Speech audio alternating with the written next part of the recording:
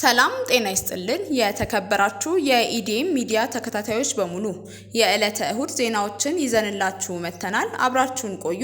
ታዲያ ቻናላችንን ሰብስክራይብ፣ ሼር በማድረግ አብሮነታችሁ አይለየን።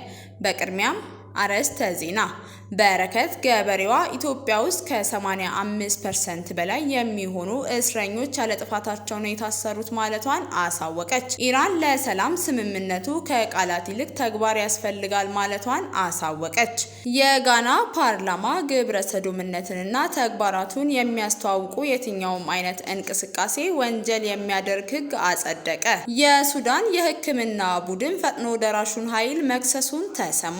የኢቦላ ታማሚዎች መሰወር ያስከተለውን ስጋት ተገለጸ። የኬንያ ፍርድ ቤት የኢቦላ ታማሚዎች ማቆያ እቅዱን አገደ። ወደ ዝርዝር ዜናዎች የምንሄድ ይሆናል። አብራችሁን ቆዩ። በረከት ገበሬዋ ኢትዮጵያ ውስጥ ከ85% በላይ የሚሆኑ እስረኞች ያለጥፋታቸው ነው የታሰሩት ማለቷን አሳወቀች። በረከት ገበሬዋ በእስር ላይ በነበረችበት ወቅት የደረሰባትን የሰብአዊ መብት ጥሰትና የፍትህ መጉደል በተመለከተ ጠንከር ያለ መረጃዎችን በፌስቡክ አካውንቷ ይፋ አድርጋለች። በእስር ላይ እያለች በቂ ሕክምና እንዳታገኝ መከልከሏንና የሕክምና ባለሙያዎች ለማከም ቢፈልጉም እንኳን በሆስፒታሉ ውስጥ ምንም አይነት መድኃኒት እንዳልነበረም ገልጻለች። ጉዳዩን ወደ ፍርድ ቤት ይዛ መቅረቧን የምትናገረው በረከት እስከ ሰበር ሰሚ ችሎት ድረስ ባደረገችው የ14 ጊዜ የፍርድ ቤት ክርክር ከሳሾች ምንም አይነት ማስረጃ ማቅረብ እንዳልቻሉና ፍርድ ቤቱ 7 ጊዜ አስገዳጅ የፍቺ ትዕዛዝ ቢሰጥም ሊፈቷት እንዳልፈቀዱ አጋልጣለች። ፍርድ ቤቱ ማስረጃ ስለሌላችሁ ልቀቋት ቢልም ፖሊስ ግን አንለቃትም ምን ታመጣላችሁ በሚል የህግ የበላይነትን እንደጣሰም ገልጻለች። በአሁኑ ወቅት ጉዳዩ በአየርላንድ የሰብአዊ መብት ተሟጋቾችና በምክትል ጠቅላይ ሚኒስቴር ቢሮ እየታየ መሆኑን የጠቆመችው በረከት ጉዳዩ ወደ ዓለም አቀፍ ፍርድ ቤት ሊያመራ እንደሚችልና በእጇ ያሉትን ጠንካራ ማስረጃዎች ለዓለም አቀፍ ጋዜጠኞች አሳልፋ እንደምትሰጥም አስታውቃለች። በመጨረሻ መርከብ ሙሉ ነዳጅ ለኬንያ ነጋዴዎች የሸጣችሁ ሚኒስቴሮች ለመዋረድ ተዘጋጁ፣ በእኔ ላይ ጥይታችሁን ጨርሳችኋል ስትል ጠንከር ያለ ማስጠንቀቂያ አስተላልፋለች። ኢራን ለሰላም ስምምነቱ ከቃላት ይልቅ ተግባር ያስፈልጋል ማለቷን አሳወቀች። ኢራን ከዩናይትድ ስቴትስ ጋር ለገባችበት ውዝግብ ለታሰበው የሰላም ስምምነት ከቃላት ይልቅ ተግባር እንደሚያስፈልግ አሳወቀች። ቴህራን ጦርነቱን ለማስቆምና የሆርሙዝ ስርጥን ለማስከፈት ከዋሽንግተን ጋር የጀመረችው ንግግር ወደ ፍጻሜ እየተቃረበ መሆኑን የጠቆሙት የአሜሪካ ባለስልጣናት መሆናቸው ነው የተዘገበው።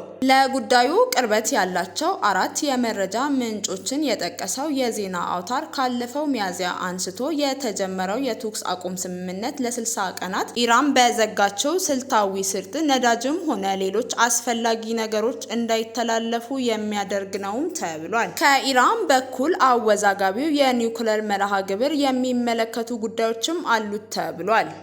እንዲያም ሆኖ ሮይተርስ እንደዘገበው እስካሁን ውሉ በፕሬዝዳንት ዶናልድ ትራምፕ አልጸደቀምም ተብሏል። የኢራን ከፍተኛ ተደራዳሪ መሐመድ ባቂር ታዲያ እኛ ቃላት ሳይሆን ተግባራዊ እርምጃን ነው የምናምነው፣ ከዛኛው ወገን ምንም አስተማማኝ ነገር በሌለበት አንዳች አናደርግም ሲሉ በማህበራዊ መገናኛ ዘዴ ገጻቸው ጽፈዋል። መሐመድ ባቂር አክለውም የአንድ ስምምነት አሸናፊ የሚሆነው አካል ለቀጣይ ቀን ጦርነት የተዘጋጀ ነው ማለታቸውን ዘገባው ጠቅሷል። የጋና ፓርላማ የግብረ ሰዶምነት ተግባራትን የሚያስተዋውቁ የትኛውም አይነት እንቅስቃሴ ወንጀል የሚያደርግ ሕግ አጸደቀ።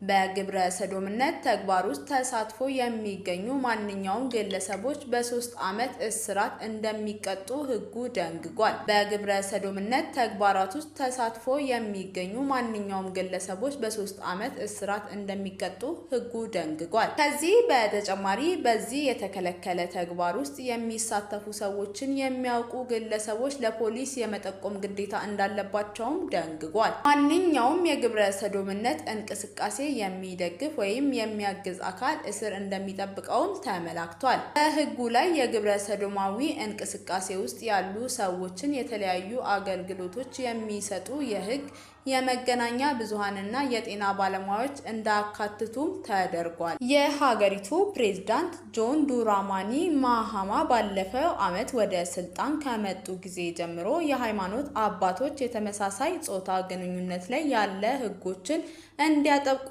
ጫና ሲያደርጉ ቆይተዋልም ተብሏል።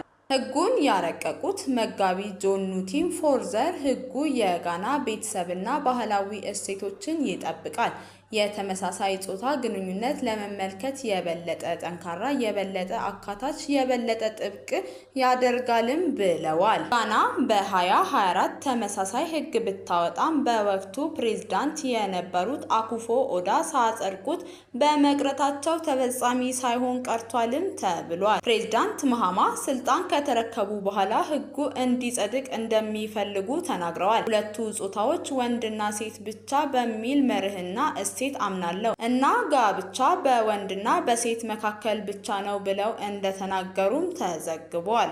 የሱዳን የሕክምና ቡድን ፈጥኖ ደራሹን ኃይል መክሰሱን ተሰማ።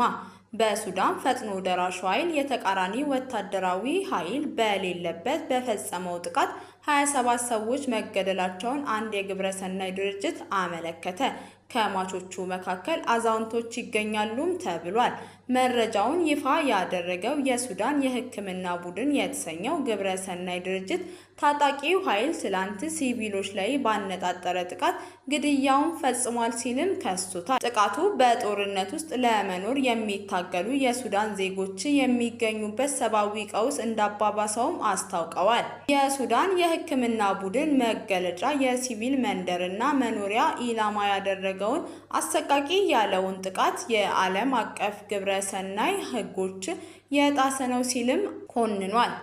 የሱዳን የሕክምና ቡድን በመግለጫው የሲቪል መንደርና መኖሪያ ኢላማ ያደረገውን አሰቃቂ ያለውን ጥቃት የዓለም አቀፍ ግብረሰናይ ሕጎች የጣሰ ነው ሲልም ኮንኗል። የኢቦላ ታማሚዎች መሰወር ያስከተለው ስጋት። ዲሞክራቲክ ኮንጎ ውስጥ በኢቦላ ተይዘው በማቆያ ስፍራ የነበሩ ታማሚዎች የእሳት አደጋን ተከትሎ ከአካባቢው መሰወራቸው ስጋት አስከትሏል። ታማሚዎቹ የነበሩበት ማቆያ በተዋሱ የሞተ ሕፃንን አስክሬን በመውሰድ ሂደት በተፈጠረ ግርግር ነበር ከቀናት በፊት በእሳት የጋየው። የሟች ቤተሰቦች ባነሱት ረብሻም የሕክምና መሳሪያዎችም መድኃኒቶችም ከጥቅም ውጪ ሆነዋል። በወቅቱ እዚያ የነበሩት በተዋሱ መያዛቸው የተረጋገጠ 18 የኢቦላ ታማሚዎች ከእሳት አደጋው ሸሽተው ወደ መንደራቸው በመሄዳቸው ተዋሱ እንዳይዛመት የሚል ስጋትም ፈጥሯል። ታማሚዎቹን ወደ ማቆያ ስፍራ ለመመለስ ጥረት እየተደረገ ነውም ተብሏል። ምንም እንኳን ኢቦላ እስካሁን ሕክምና የሌለው አደገኛ ተላላፊ በሽታ ቢሆንም ወረርሽኙ በተንቀሳቀሰበት አካባቢ ህብረተሰቡ በአግባቡ እንዳልተረዳው ነው የሕክምና ባለሙያዎች ያመለከቱት። ተዋሱ ከታማሚው ሰው ይልቅ ህዝቡን በተሽከርካሪ ሆነው ከተማ ውስጥ እየተዘዋወሩ የሚመክሩ የሕክምና ባለሙያዎች እያዛመቱ ነው ብለው እንደሚያስቡ ነው የተገለጸው። አንዳንዶች በሽታው አለ ብለው እንደማምኑ በኢቦላ የሞቱ ወገኖችን በጥንቃቄ እንዲቀበሩ የሚያደርገውን ቡድን የሚቆጣጠሩት ጆን ለጋዜጠኞች ተናግረዋል።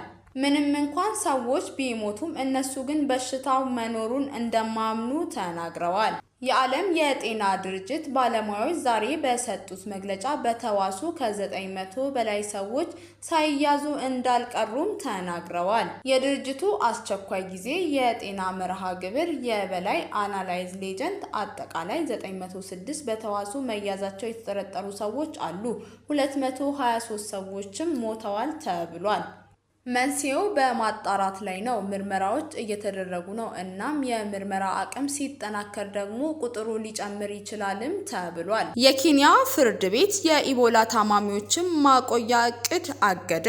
የኬንያ ፍርድ ቤት በሀገሪቱ በኢቦላ ተዋስ ለተያዙ የአሜሪካ ዜጎች አግልሎ ማቆያ ማዘጋጀትን እቅድ በጊዜያዊነት አገደ። የፍርድ ቤቱ ውሳኔ የተሰማው መገናኛ ብዙሃን አሜሪካ ለኢቦላ ተዋስ የተጋለጡ ዜጎቿ ወደ ግዛቷ እንዳይገቡ በመከልከሏ እስኪያገግሙ ኬንያ በተዘጋጀ ማቆያ እንዲገቡ የማድረግ እቅድ አላት ማለታቸውን ተከትሎ ነውም ተብሏል። የፍርድ ቤቱ ውሳኔ የተሰማው መገናኛ ብዙሃን አሜሪካ ለኢቦላ ተዋስ የተጋለጡ ዜጎቿ ወደ ግዛቷ እንዳይገቡ በመከልከል እስኪያገግሙ ኬንያ በተዘጋጀ ማቆያ እንዲያገግሙ የማድረግ እቅድ አላት ማለታቸውን ተከትሎ ነውም ተብሏል።